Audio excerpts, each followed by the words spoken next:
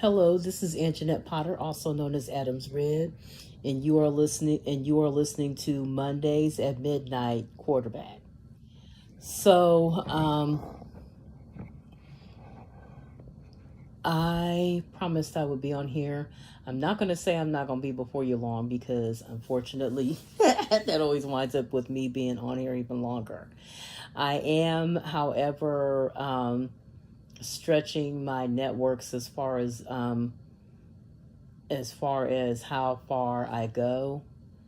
Um, so this Friday night's eclectic um, music geek podcast, um, I'm unsure as to whether or not I'm going to have it because of some technical difficulties. So what I will do is go live this Friday and discuss some other issues. Um, I've been doing some, like I said, doing some. So tonight I was looking at Love and Hip Hop Miami and Atlanta. So I'm a fan of both shows, so I watch them back to back.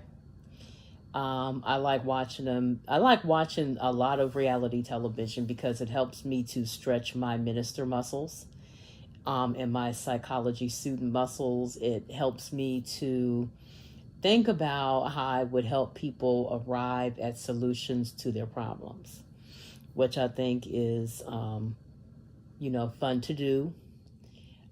This week I start training for a job. I'm still at Adams Red Media Ministry isn't going anywhere. I'm still believing for me to be able to create content full time. That's the goal because right now I have about 14 blogs. And I want to be able to contribute to those blogs. Music Monday is back. I just got a chance to look at the voice live auditions, and I'm looking pretty hopeful on these. I didn't get a chance to see the first hour.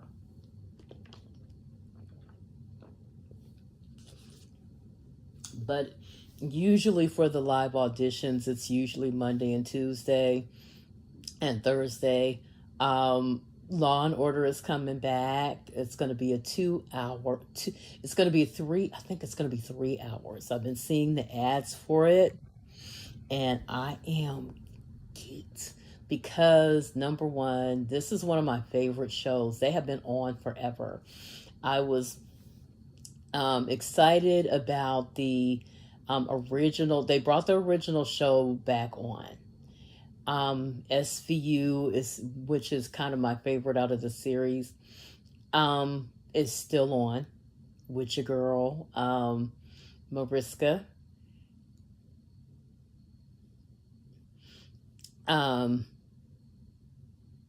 and they created the Law and Order, organized crime. So if you're a long-term fan of Law and Order, then you know that it is a complete franchise. They started off with the original Law and Order, which they brought back. And then they went into Criminal Intent and SVU. And there for a while, I kept seeing nothing but Criminal Intent. I'm like, you know, and they weren't doing much with SVU, which was getting on my nerves. Um, I liked the original.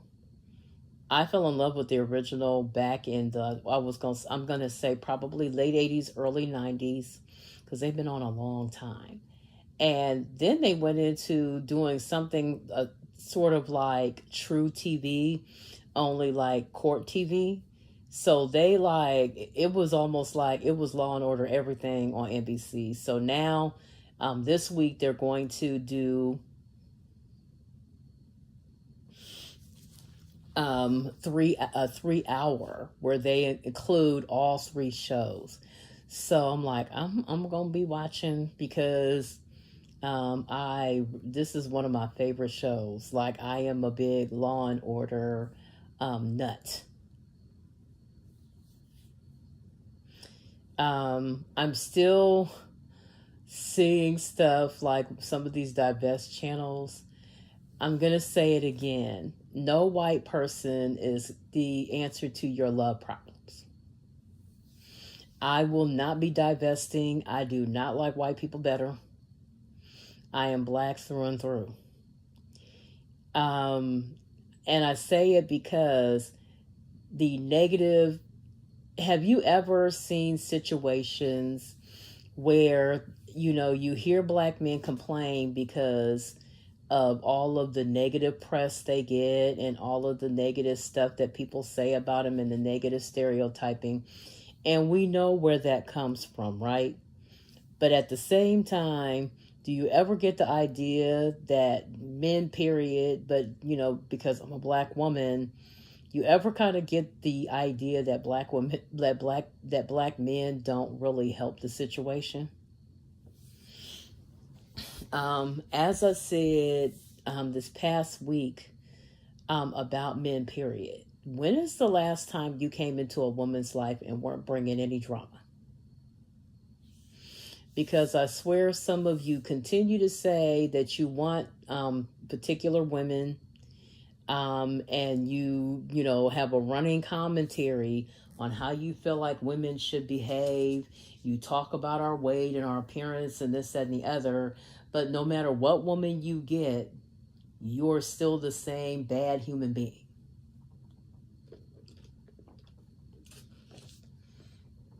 I mean, seriously. One YouTuber that I follow talks about white women getting the same black man that black women get. And that's why I'm kind of like, if you as a man are bringing drama into a woman's life, it does not matter who you date. If the problems that you're bringing, if you've been through 5 or 6 women already, and every single one of them has already told you that they are not liking what it is you're doing, when does it become time for you to look in the mirror?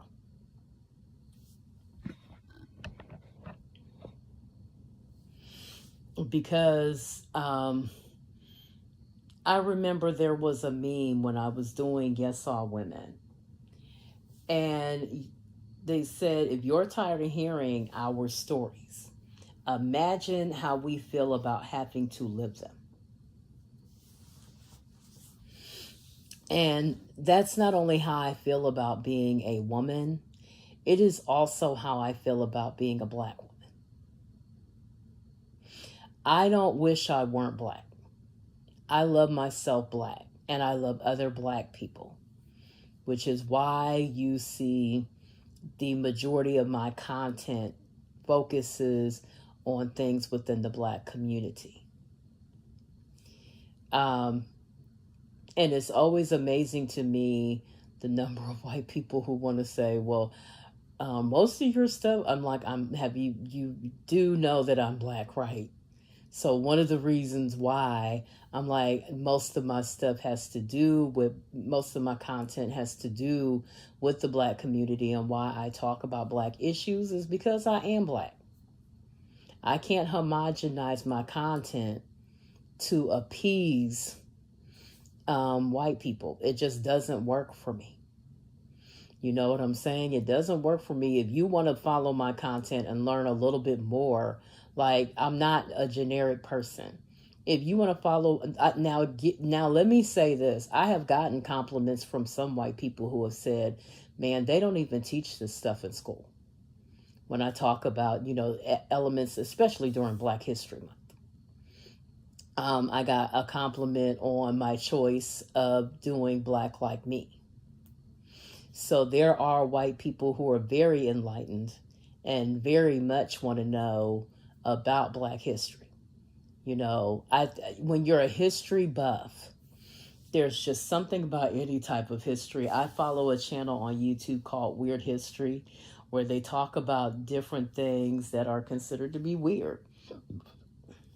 like wow, I didn't know that, or what have you. It is a good channel. I also mentioned intellectual media.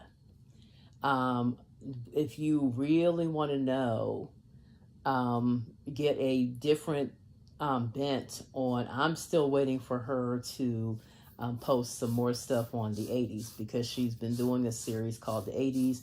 If you want to know a little bit more about the 70s, she has one already on the 70s. She also, like, I think true crime. I love true crime, and she did some true crime from the 80s, and it is really one of my favorite videos by her is the one on black femicide. It is so on point, and I really think that if you want some insight into, black femicide, which is the killing of murder of black women, I would look into this. I don't think people understand just how important it is to look into things that are unjust against women. Historically, women have not had any power, and not just in this country, but globally. Over the weekend, me and the Queen Mother went to see The Woman King, and with Viola Davis. So Viola Davis is fast becoming another black woman in the entertainment industry that makes me feel good about being black and being a woman. The director, Gina Prince Bythewood, many of you remember her husband, Reggie Bythewood, from back in the 90s or whatever, as a famous director. She is now coming into her own. And I have to say that this movie gets first run points. It is worth the $10 to go and see it. I think as a black person, like, by the time the movie was over with, there was so much applause in the theater.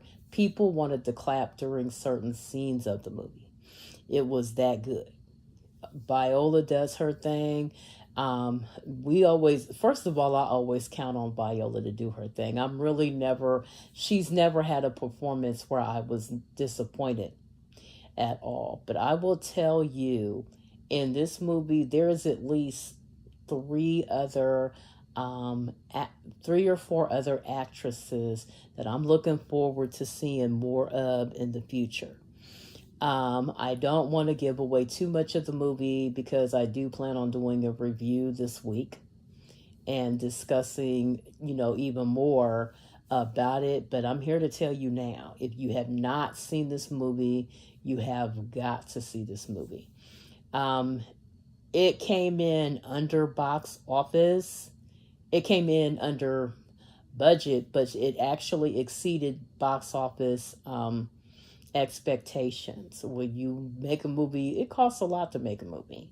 You're paying a lot of people and employing a lot of people when you choose to make a movie. This movie was awesome. I love, everything about Black history. There is a new movie, and I think I might have mentioned it before, coming out, which is going to talk about the story of Emmett Till. It is time. It is time for another movie to be made. And I say that because I don't think anyone really, I don't think anyone, including black men, really understands the gravity about the story about the murder of Emmett Till. Emmett was murdered. You can call it lynching, you can call it whatever it is, but really, he was murdered. And this was not a case of they slept together and there was, he was only about 13 or 14 years old, number one. It was not a case of he said, she said, we slept together and now she's yelling rape because of regret sex. Nothing took place between the two of them except that he broke a social code in the South concerning his behavior toward a white woman. This is why whenever I hear black men say, oh, they're easier to get along with, I'm like, you have not cracked open a history book. Okay, because black women have never been responsible for none of y'all being murdered. So you keep wanting to say, have problems with us. And the problems that you have with us are not with us. The problems that you have with us are your own feelings about being black. Most of the time, a lot of the time. Okay? And I am anxious to see this movie. I really want to see what they do. I hope they do a good job, because this is a story that needs to be told and explored. Thinking about the fact that this is a 14-year-old boy, he was not used to the customs of the South. And I'm here to tell you now, there's several books out about the Logan family. And the one that I read was called Roll of Thunder, Hear My Cry. And so in it, I believe her name is Cassie, is the main character. She gets her arm twisted behind her back and shoved off a sidewalk by a full-grown white man. And the reason why that happens is because she didn't speak properly to his daughter, who was only maybe a couple of years older than her. Now, the reason why I continue to, look at stuff about racism and bigotry is not because I think all white people are, racist. But it also keeps me reminded that even though we've come a long way, we still got a long way to go. I believe that this current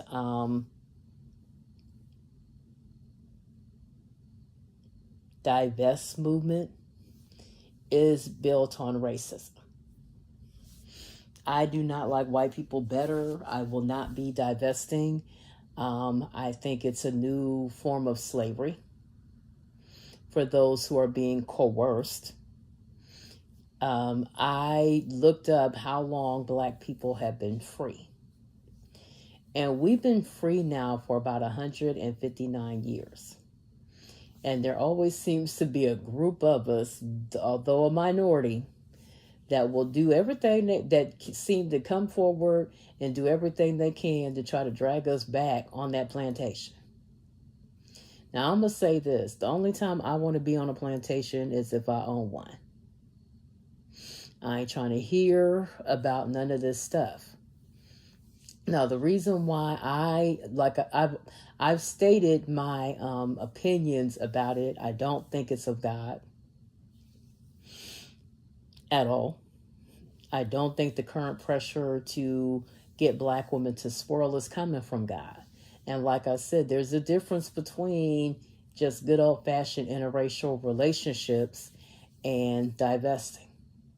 Divesting means you plan on pulling all of your support from your own community, and it only seems to be aimed at black women. I love my Latin brothers and sisters. Nobody's telling Latin women to divest from Latin men. No one's telling any other group. No one is talking to any other group about divesting except people aiming it at black people. And I think that's something that should be very, very suspicious to us.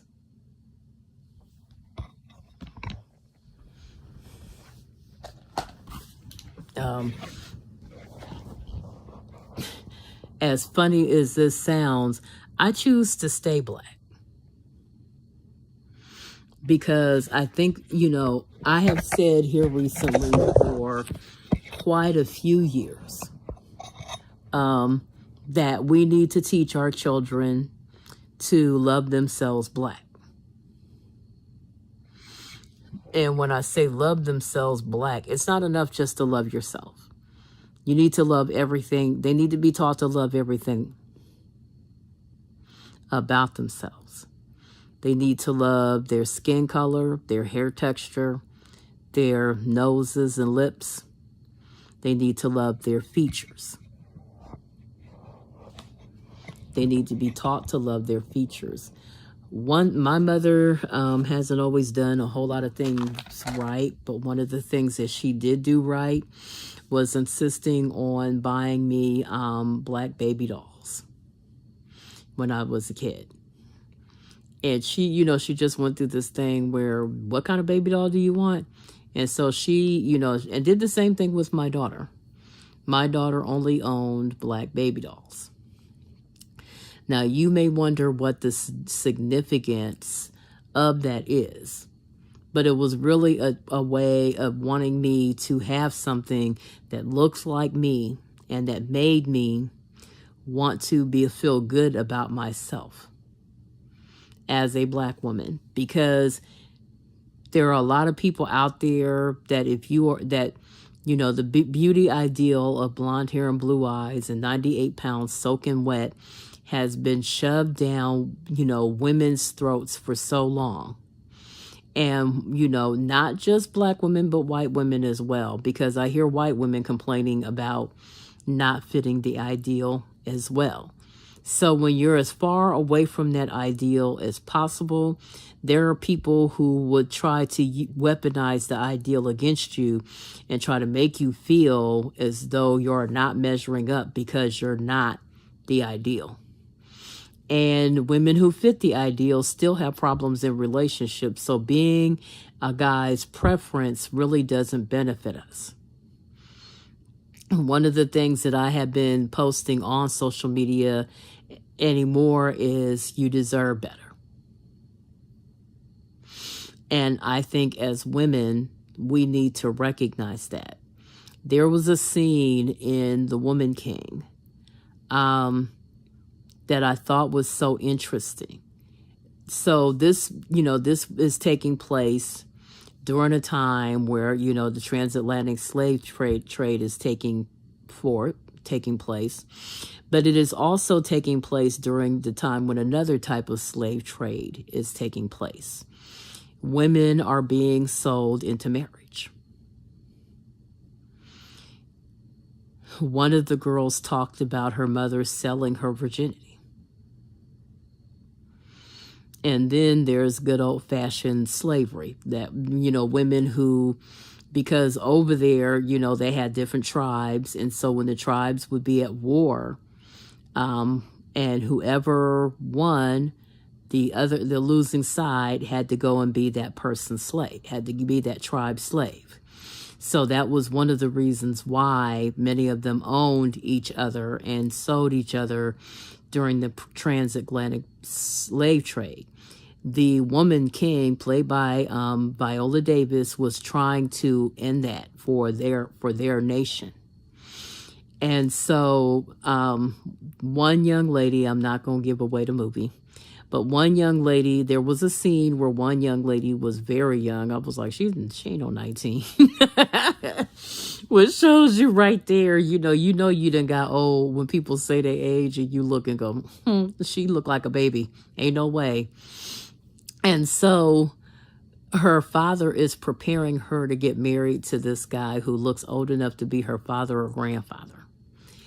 And so I guess she wasn't obedient or submissive enough. So the dude hit her. And she hit him back. She knocked him on his behind.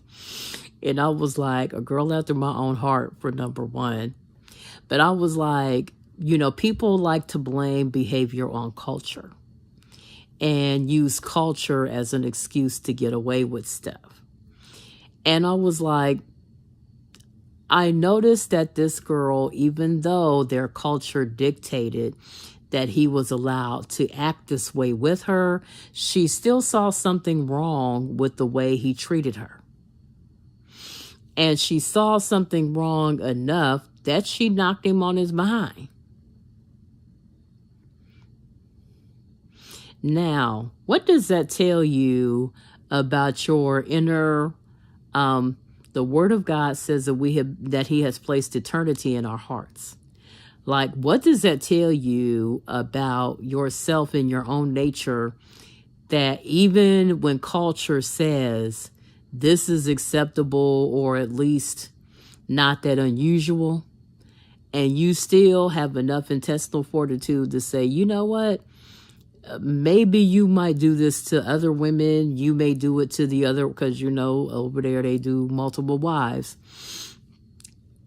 You may do this to all these other persons, but be damned if I'm gonna suffer it.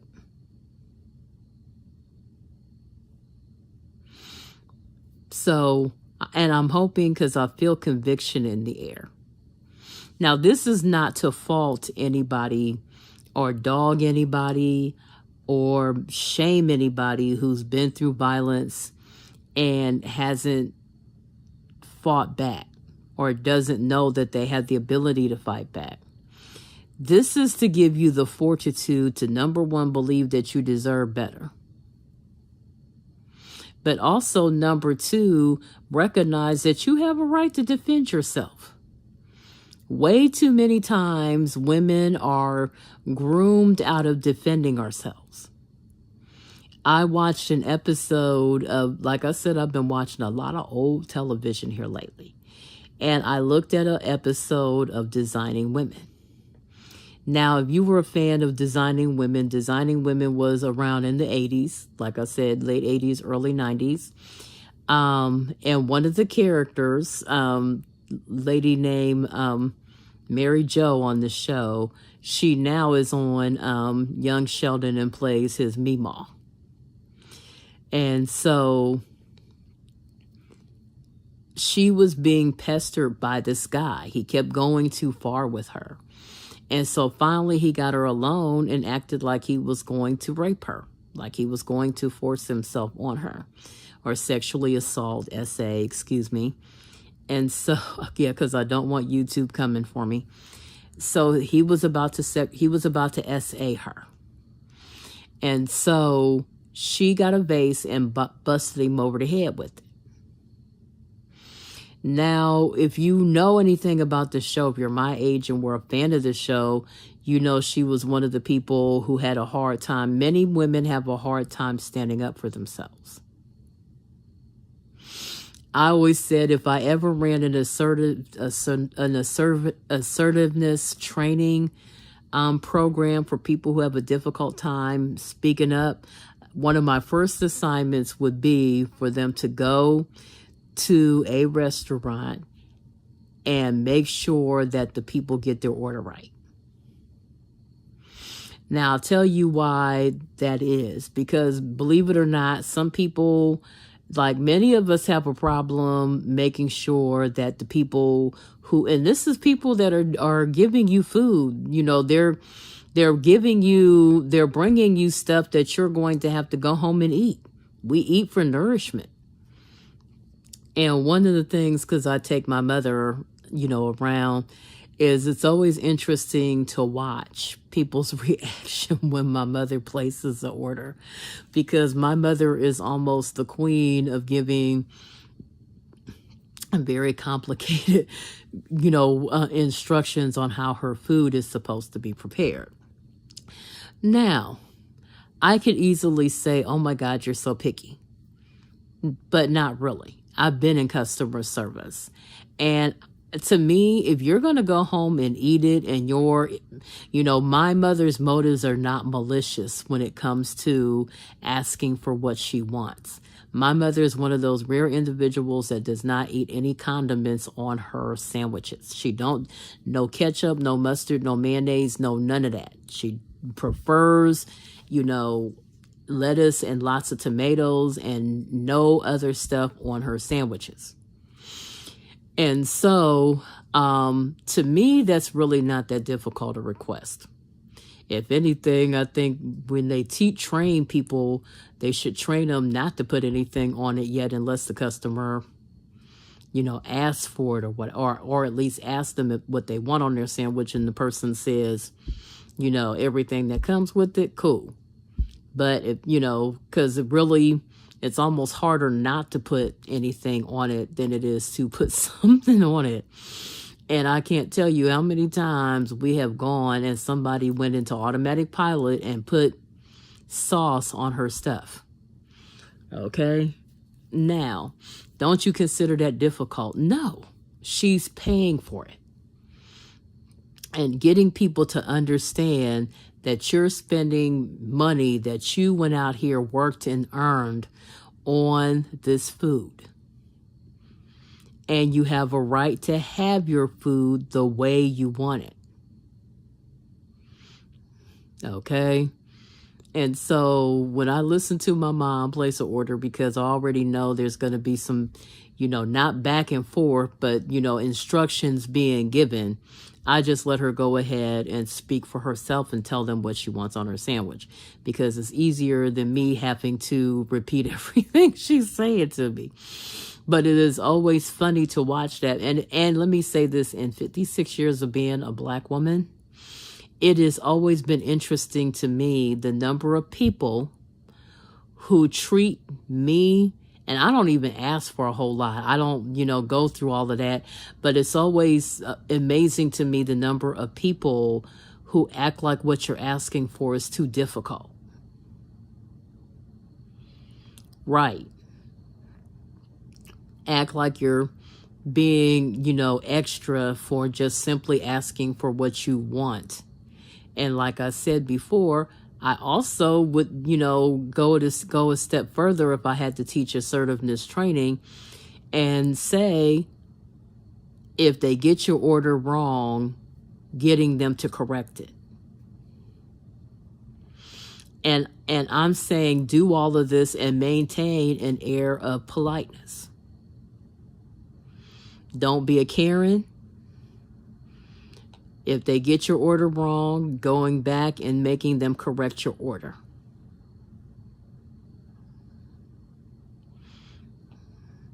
Now, you would be surprised at the number of people who would find that to be a difficult task. Because really, to be perfectly honest with you, as a society, we kind of groom women out of being confrontational.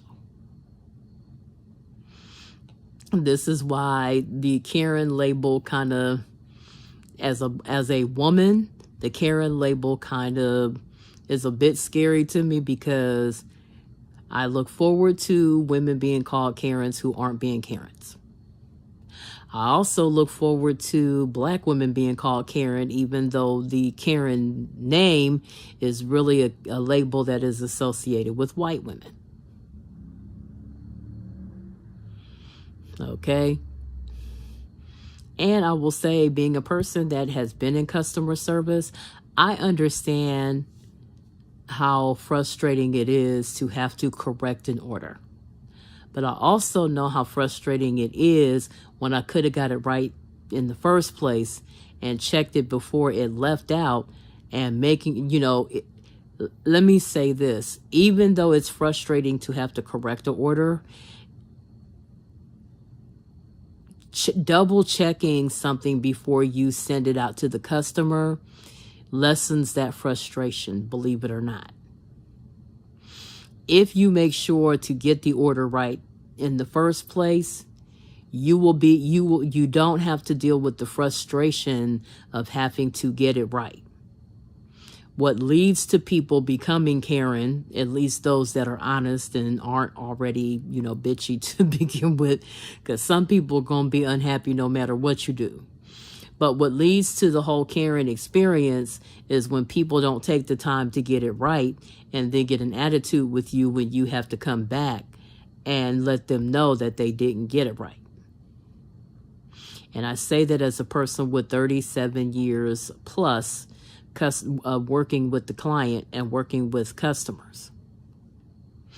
And it's not always easy to correct something. Like I said before, I worked in hair for 20 years, and I had to correct other people's haircuts. Because in most of the chain salons, the biggest thing is people rushing. Trust me when I tell you, most people don't want you taking forever, because we want our stuff in a timely manner, but many people would rather you take a little bit of time and get their order right, or get their service right, than have to go through the frustration of having to come back and having to have you repeat it, because it is no fun.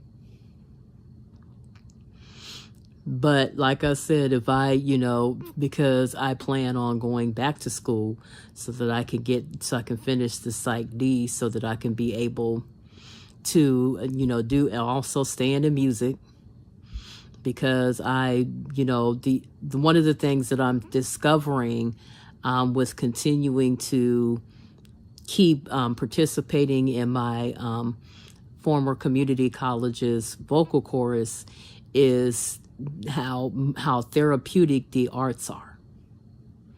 Whether it's drawing, whether it's making music, whether it's singing, whether it's playing music, it is very therapeutic. Not only is it therapeutic, it also ministers to you. We're doing a song right now called the Ukrainian Carol. And I never knew the song was of a Ukrainian and its support for the Ukraine, which I support Ukraine. I'm always, in support of somebody standing up to a bully. Russia has been bullying people since the 80s and maybe even before then. But the carol that we're doing, I'm not a big fan of Christmas in the middle of summer and never will be.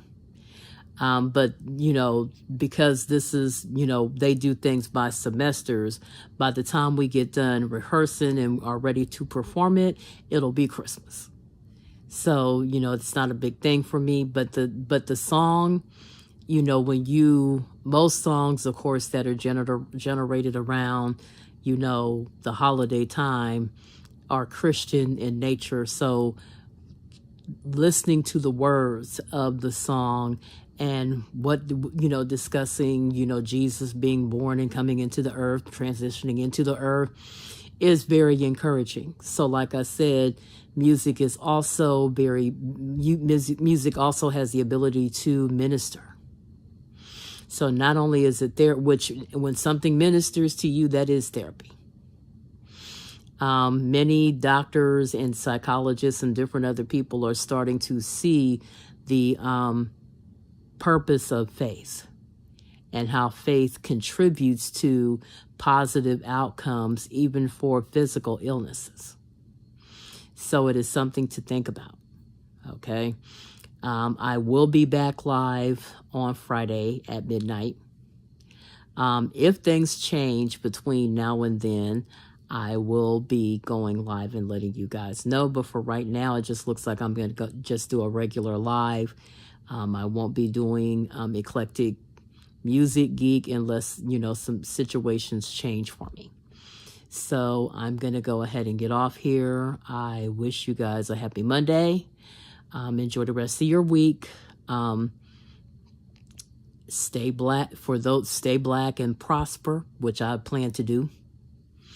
And I will talk to you guys on Friday.